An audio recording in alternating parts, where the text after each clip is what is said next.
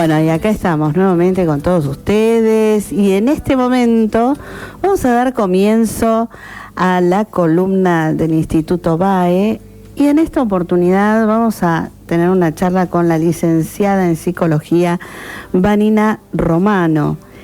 El tema que vamos a tocar hoy, que es importantísimo, es la familia en la discapacidad, sobreprotección y el rol de los hermanos.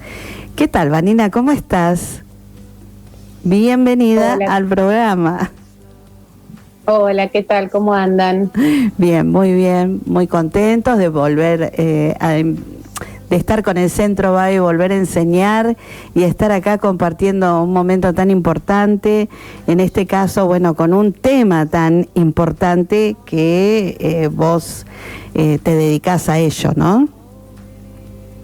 Sí, la verdad que es un tema no menor. Primero hago una aclaración que yo no te veo, no sé si está bien que no te vea, pero bueno, yo hablo, te escucho.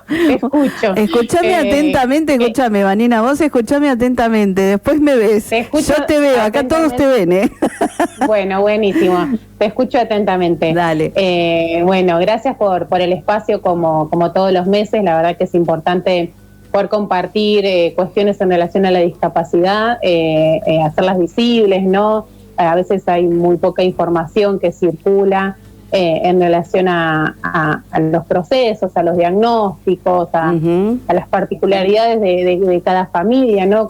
A mí siempre me interpela un poco el rol de las familias, ¿no? En el momento de que llega ese hijo. Y por ahí no hay un diagnóstico previo, incluso no hay un diagnóstico en los primeros tiempos, sino que es posterior. Bueno, y cómo son esos procesos, esos momentos tan difíciles, ¿no? En donde hay tantas incertidumbres, tantas preguntas, tanta cuestión médica, ¿no? De escuchar más allá de un diagnóstico, ¿no? Y lo complejo de llegar al diagnóstico, porque no es que es algo tan sencillo, es algo que haya un síndrome y un genetista lo pueda determinar. Muchas veces hay como muchas cuestiones que emergen, ¿no? Y bueno, ¿y qué podría pasar? Que no. Algo que a mí siempre me interesa mucho es cuando recibimos una nueva familia en BAE, es, bueno, ¿cómo fue ese momento del diagnóstico, no? ¿Cómo fue el proceso? ¿Quién te lo transmitió, no? Y te podría contar tantas historias como he escuchado y no hay una igual a la otra, claro, ¿no? En cómo transitar esto. Y bueno, y el rol de los médicos, los que acompañan, ¿no?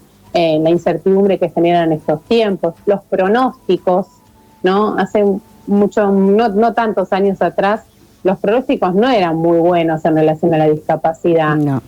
Entonces es como si tenés un hijo, un diagnóstico, ¿y ahora qué hago? ¿No? Porque es un mundo nuevo que muy pocos conocemos, o de nuestro rol laboral, o de alguna experiencia con algún familiar. Sí, Vanina, bueno, vos es que, perdón que te interrumpa, ¿no? Pero qué importante lo que acabas de decir, porque anteriormente, bueno, el propósito justamente de esta columna es el acercamiento que hacemos con los oyentes y con los posteriores que van a ver a través de la grabación que vamos subiendo a las redes, porque lo que sucedía antes no es que no había, sino que no se tenía información, no había ninguna preparación y sobre todo había mucha vergüenza, entonces se los escondía. Hoy todo eso por suerte se revierte y a través de estos medios que uno hace la difusión y que abre puertas y que habla francamente del tema, es como que también aquellos que no viven esta situación puedan comprender a que la está viviendo.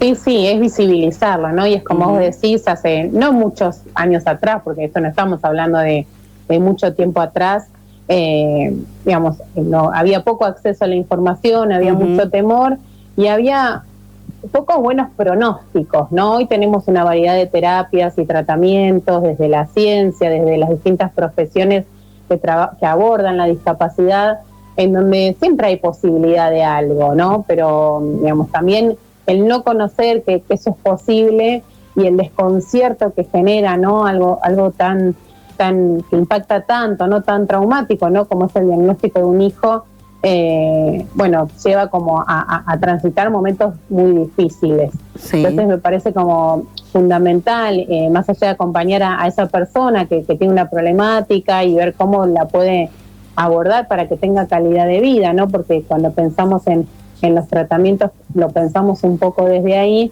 También el rol de la familia es fundamental. Y algo también que a mí me interesa mucho, y en el centro hace unos años también les empezamos a dar un poco de lugar, es el rol de los hermanos, ¿no? Yo de escuchar tantas historias, también me empecé a preguntar, y bueno, ¿y ese hermano, no? ¿Dónde estaba? ¿O ese hermano mayor?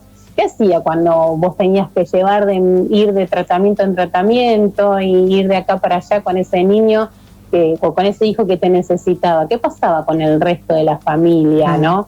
Venían información, colaboraban, ¿no? Quedaban al cuidado de otro familiar.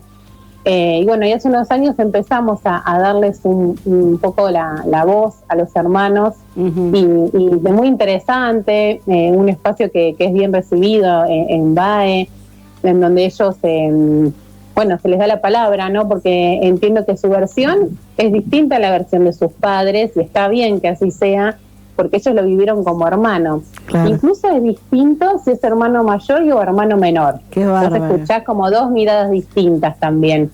Entonces, bueno, empezamos a acercarnos un poco a los hermanos, también entendiendo que, bueno, trabajamos con población adulta, ¿no? Y bueno, hay padres que ya no están, y hermanos que se empiezan a hacer cargo, ¿no? Y hermanos que se empiezan a hacer cargo, tal vez algunos sin antes haberse podido involucrar con la problemática de este hermano con discapacidad. Hay algunos que sí, pero hay algunos que dicen, bueno, ¿y ahora qué hago? No está mi mamá, no está mi papá, y nunca me dijeron qué hacer. Sí, sí, sí. ¿No? Bueno, hay múltiples variables, pero me parece que está bueno visibilizarlo, que está bueno hablarlo, está bueno seguir aprendiendo, ¿no?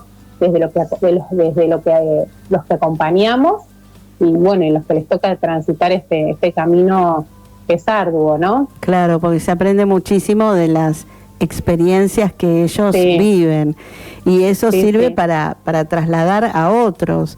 Y está bueno. ¿Y esos encuentros que hacen con los hermanos y con las familias, la hacen también entre otras o es individual para cada familia?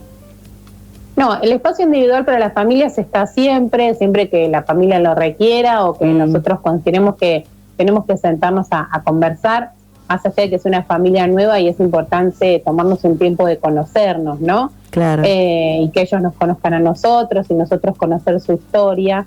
El lugar de los hermanos, en general empezamos a pensarlo de un lugar grupal, en donde también a partir de historias compartidas, de la identificación, de conocer a alguien que le pasó algo similar, ¿no? De poder como esto, que fluya, que conectar con algo que le pasó al otro y yo me pueda sentir identificado. Claro. Bueno, a raíz de eso empezaron a aparecer los espacios grupales en la institución para los hermanos, y la verdad que son muy, muy positivos, muy bien. Ayudan mucho a los chicos, ¿no? Perdón, ayudan mucho a los chicos en sí.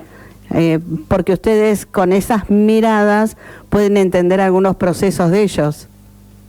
Sí. Sí, y lo seguimos conociendo y entendiendo cómo podemos acompañarlos, ¿no? A medida que vamos conociendo las familias y su historia, ¿no? Cada familia tiene su mundo, ¿no? Sus particularidades. Claro. Y después escuchar la voz de los hermanos, como te decía antes, que no es la misma que la voz de los padres, bueno, nos da como también más herramientas para nuestra calidad de acompañamiento, ¿no? Si querés, lo podemos pensar así. Sí, sí, totalmente. Y digo, en estos cambios que se van dando, digo, a medida que ustedes van avanzando y tomando experiencia, que es la que les brinda a ellos, con las herramientas tecnológicas de hoy, ¿qué se pudo ir sumando? ¿Qué fue lo que aportó la ciencia como para que se abrieran caminos? Y un montón, a veces es un recurso, a A ver, cuando hay un diagnóstico y uno busca en internet, pueden aparecer un montón de cosas que complican el panorama y cómo esa persona se siente, ¿no? Nos pasa a todos. Enseguida buscas o usás una aplicación, ahora la inteligencia artificial, y digamos, todo tiene sus pros y sus contras. Sí, en líneas generales la ciencia avanzó un montón, la tecnología en relación a pensar recursos tecnológicos, a pensar digamos, en más acceso a la información, ¿no? A pensar en poder hacer una consulta con un profesional que está lejos, pero yo puedo plantearle mi caso, mandarle mis estudios por un medio virtual y que evalúen a mi hijo sin tener que ser presencial. Bueno, hay un montón de factores que favorecen. Pero es una herramienta que hay que saberla usar, ¿no? Que hay que ir con cuidado y que siempre hay que consultar a los profesionales. Es importante también encontrar profesionales que la familia se sienta cómoda, ¿no? Que se sienta acompañada. No es fácil, pero hay muy buenos profesionales que desde la medicina y desde las distintas profesiones que pueden acompañar y contener y orientar, ¿no? Cuando hay tanta incertidumbre, es importante poder sentirse contenido, ¿no? Sí. Y saber, bueno, voy para acá. A veces también, a medida que los chicos crecen, van sucediendo cosas, ¿no? Y por ahí en lo que fueron avanzando y lograron cierta estabilidad, viene la adolescencia, la vida adulta y parece que todo se desmorona de nuevo.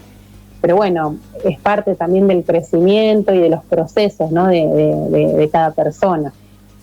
Sí, totalmente. Y bueno, vos vas comentando todo esto y uno va abriendo un panorama diferente, porque digo, esa comunicación, ese enlace que es tan ameno, tan afable, los chicos son tan cariñosos que es como que uno tiene que acercarse cuando se los ve circulando en algún local, en alguna calle, porque además ellos también es como que lo necesitan, ¿no? Como sí, cuando hablamos eso. Sí, y poder, cuando hablamos de inclusión, ¿no? Si bien algunas cosas se fueron moviendo en relación a pensar una sociedad más inclusiva, hay cosas que hay que seguir trabajando. Nada, me parece que el acceso a la información nos hace corrernos de mitos, de creencias que son erróneas, ¿no? Total. En relación a pensar que hay alguien que vemos en la calle y por ahí tomamos distancia o da cierto temor o alguna conducta. Bueno, entender que cada uno tiene su proceso, sus tiempos, depende de la edad, ¿no? En los niños a veces se ven como más cuestiones de conducta y complejas, ¿no? Cuando salen a la calle. Pero me parece que hay que entender que igual no hay una persona igual a la otra, ¿no? En eso estamos de acuerdo y que totalmente. Cada uno tiene necesidades diferentes y está bueno ser receptivo ante esto, ¿no? Y poder ser empático. Exacto. Mira, una de las oyentes nuestras, Nora, que le damos la bienvenida aquí al programa, dice, ¿qué pasa cuando la situación es inmanejable? No sé qué será inmanejable. Yo también, ¿no? Diría, ¿por qué inmanejable? O sea, ¿en qué situación se da? Si es cuando están transitando o cuando están en la convivencia familiar o en los grupos. Claro. A ver, Nora, decinos un poquitito más sobre esto.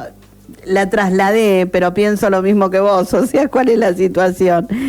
Y claro, supongo que lo debe pensar o lo debe transmitir en esto de la situación inmanejable en el hogar, ¿no? La convivencia y cuestiones que aparecen en cuanto a síntomas y conductas que son difíciles de llevar y de transitar, que se vuelven inmanejables, como dice ella, pero si querés esperemos que conteste como vos quieras. Sí, no, está bien, está perfecto, porque además considero que cuando la familia se desborda ante la falta de comunicación o de acompañamiento y llegan al instituto ahí a BAE y se encuentran con un mundo diferente, con gente profesional que los acompaña y sobre todo habla y guía, porque eso también es importante, ¿no? Nadie nace sabiendo y ante una situación así es como decís, ¿cómo hago para que empiece a tener una vida que pueda estar con otros, ¿no? Con otros chicos, en una situación similar o no? Sí, creo que lo que apuntamos es eso, ¿no? Que tengan calidad de vida, que puedan integrarse en la sociedad y puedan ser felices, ¿no? Claro. Y que la familia pueda transitarlo lo mejor que pueda, con altibajos, como todas las familias, ¿no? Pero que lo puedan ir llevando. Lo inmanejable, ¿no? Me quedé con esta palabra, a veces también viene, ¿no? Principalmente de la sintomatología emergente, ¿no? En relación a ese diagnóstico o a esa discapacidad, y que generalmente tiene que ver más con las emociones, con las conductas, ¿no? Y bueno, siempre es importante consultar con los profesionales médicos, psiquiatras, neurólogos, ¿no? Es importante tener un médico de cabecera que acompañe estos procesos, ¿no? A veces se logra cierta estabilidad con cierta medicación, que también, bueno, el tema de la medicación es otro capítulo, ¿no? Cuesta mucho pensarlo y entender que es necesario para que tengan calidad de vida. Claro. Bueno, pero ahí también hay que respetar los procesos de cada uno, ¿no? Pero hay que seguir, hay que entender que, bueno, que puede haber altibajos, que puede haber momentos duros, pero que bueno, que hay que insistir si con un tratamiento no funciona y tratar de ir por otro. Entiendo también que estamos en un contexto complejo, ¿no? En relación a la discapacidad y los profesionales y las instituciones que trabajan en discapacidad, en donde, bueno, esto suena lindo, pero me van a decir en la práctica y hasta que consiga turno de nuevo con el neurólogo pasaron 6 meses. Claro. Lo que puede pasar. Sí. Pero bueno, creo que en esto hay que seguir insistiendo, ¿no? Es imposible lograr lograr estabilidad y que puedan tener también momentos de estar bien y poder disfrutar y calidad de vida, como decimos, ¿no? Claro. Y digo, esas situaciones que a veces se ponen como tensas, por decirlo de alguna manera, también es por las emociones y por esa ansiedad de superar cosas que no logran, porque claro, ¿cómo se comunican ellos en su parte emocional? Cuando dicen, me duele acá, lloro porque estoy triste, no sé, o me pasó tal cosa, pero a veces no saben describir por qué están tristes, ¿no? Y eso también... Sí, perdón. No, perdón vos. Sí, muchas veces es eso, ¿no? El poder transmitir cómo me siento, ¿no? En cualquier niño o adolescente cuesta, cuando hay alguna problemática en la comunicación o en alguna dificultad para comunicar o para poner en palabras lo que pienso, lo que siento, lo que siente mi cuerpo cuando tengo una convulsión, ¿no? Para una persona adulta que es epiléptica te puede transmitir que siente algunas sensaciones corporales, pero en general cuando hay una dificultad en la expresión del lenguaje es más complejo. Entonces aparecen las emociones, ¿no? Las ansiedades, los enojos, las frustraciones, que son un modo de exteriorizar también cómo se van sintiendo. Exacto, y ustedes a través de las charlas, de los juegos o de ciertas actividades se dan cuenta cómo se encuentran ellos como para poder guiarlos y decir, bueno, a ver, le está pasando tal cosa, ¿no? Sí, pasa mucho y a veces también ahí orientamos de que hagan alguna consulta, si hace mucho que no van al médico, ¿no? Si hay que hacer algún ajuste con la medicación, porque también cuando ellos van creciendo, también hay que ir ajustando, ¿no? Porque no, hay lo que en un momento funcionó, en otro ya no resulta, y bueno, y no es fácil, ¿no?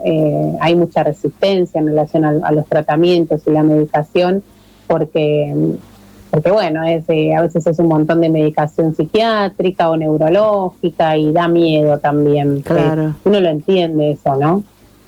Sí, por los familiares, por ejemplo, claro, es un mundo tan diferente que tomar ciertas decisiones que sabemos que está en pos de de la calidad de vida de ese chiquito, obviamente que tienen sus dudas, sus temores y que es como un freno que tienen en algunos casos, ¿no?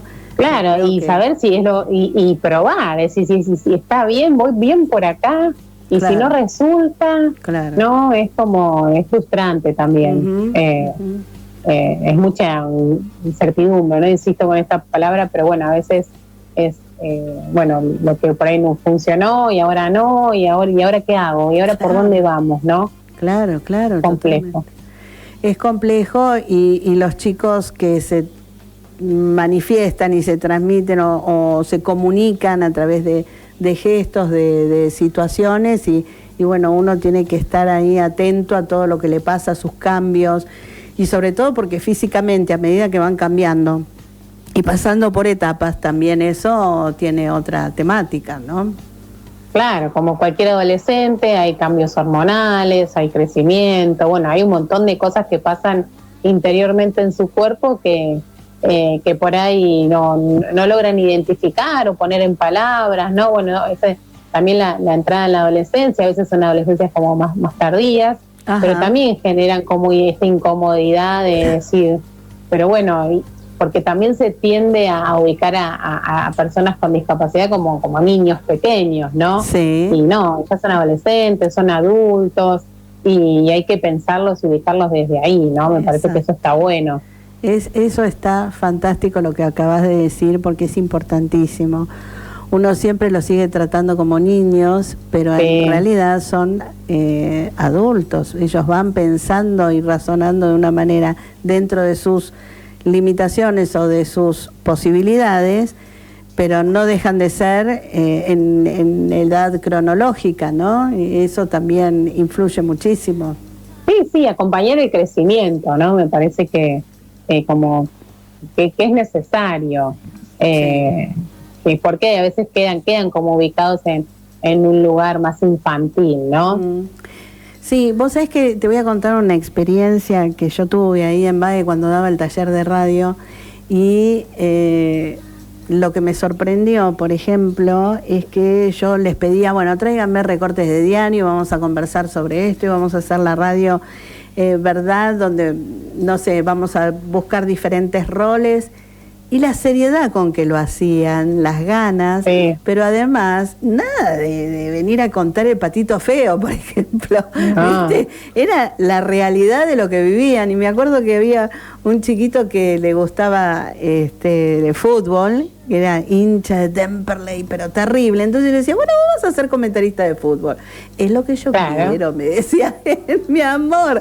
Bueno, y entonces acorde a lo que vos vas diciendo, esa experiencia que yo viví fue tal cual. No los traté como niños, sino que los traté como adultos que eran con esas ganas de hacer radio, con esas ganas de hacer un montón de cosas, que a raíz de eso contaban lo suyo también, y bueno, era como incorporarlos en el mundo, ¿no? Entonces, sí, conectarlos con la realidad y porque también desde lo que les apasiona, ¿no? Como el fútbol, que a la mayoría les encanta, hay muchos fanáticos, entonces mandarlos como también, o darles esta consigna de, bueno, investiguen, a ver, y a veces uno quiere saber de un partido, quién juega con tal, y ellos saben todo, ¿no? Entonces, si tengo dudas de cuándo juega tal equipo, les pregunto y ellos van a saber responder, porque les gusta, ¿no? Y me parece que está bueno ubicarlos en ese lugar. Sí, a veces sí, hay familias, por suerte lo escucho cada vez más, que me dicen, no, él es uno más, ¿no? Él en mi casa es uno más, es igual, tiene límites igual que los hermanos, o hay que colaborar en la casa y también es igual que el resto. Y bueno, yo celebro cuando escucho eso porque no sucede muy a menudo, ¿no? Claro. Se tiende también a consentir, a sobreproteger, ¿no? Sí. Y bueno, en cuanto a la crianza, en cuanto a los límites, en cuanto a compartir lo hogareño y lo cotidiano, bueno, celebro cuando escucho que es uno más. Siempre algún mimo o alguna cuestión hay y pasa con todos los hijos, ¿no? Sí. Y uno por ahí contempla y bueno, y protege ahí un poquito más, pero sí, en lo diario y en lo cotidiano está bueno que también ellos sean uno más y tengan recursos, ¿no? Para la vida, para hacer, para dentro de las posibilidades de cada uno, por supuesto, para ser lo más autónomos posible, ¿no? Exacto. Vos sabés que te iba a decir justamente cuánto cuesta soltar, ¿no? Y darles la responsabilidad, por ejemplo, de ir a algún lugar. Tengo el kiosco al lado, anda a comprarme caramelos, por ejemplo. ¿Cuánto cuesta brindarles esa posibilidad de ir soltándolos de a poco? Yo creo y considero que muchos papás deben tener miedo también a eso, ¿no? Sí, bueno, en el contexto también de inseguridad, ¿no? Como que también es un factor que influye, pero sí, digamos, sí, siempre dentro de las posibilidades de cada uno, ¿no? Si saben manejar el dinero, o algo simple como hacer un mandado dentro de la manzana de tu barrio para que no tengan que cruzar una calle, claro. En un contexto no familiar, porque en general en el barrio los conocen. Sí, la verdad que propiciar todo eso, si se puede, y si el chico tiene ganas y la familia puede acompañar, está buenísimo que suceda. Claro, claro, eso es fundamental. Bueno, Vanina, la verdad que un placer haber charlado contigo. Nos has dado un pantallazo importantísimo sobre el rol de la familia, de los hermanos y toda esta temática de la sobreprotección, de las libertades, de las emociones. O sea, aprendimos un montón hoy, ¿eh? Bueno, gracias, un placer, la verdad que poder compartir este espacio, poder también visibilizar, como decíamos al principio, y nada, y seguir sumando entre todos un poco, me parece que está bueno. Está fantástico. Bueno, te agradezco muchísimo y mando muchos cariños para todos allá en el Valle. Bueno, gracias como siempre por los espacios mensuales y un abrazo grande para todos. Gracias. Gracias, Vanina. Bueno, estábamos hablando con la licenciada Vanina Romano del Instituto VAE, que es el Centro de Día para Discapacitados, y que hemos aprendido muchísimo hoy con respecto a todo lo que hace a las emociones, a la vida que tiene que llegar a ser normal para ellos, en el sentido de poder manejarse libremente, de aprender muchas cosas, y que vamos integrando más conocimiento nosotros también como oyentes, como escuchas de todas estas realidades, para poder acompañar a aquellos que tienen la suya. Bueno, les mando un abrazo a todos, vamos a ir a un pequeño corte y seguimos con más Culturarte.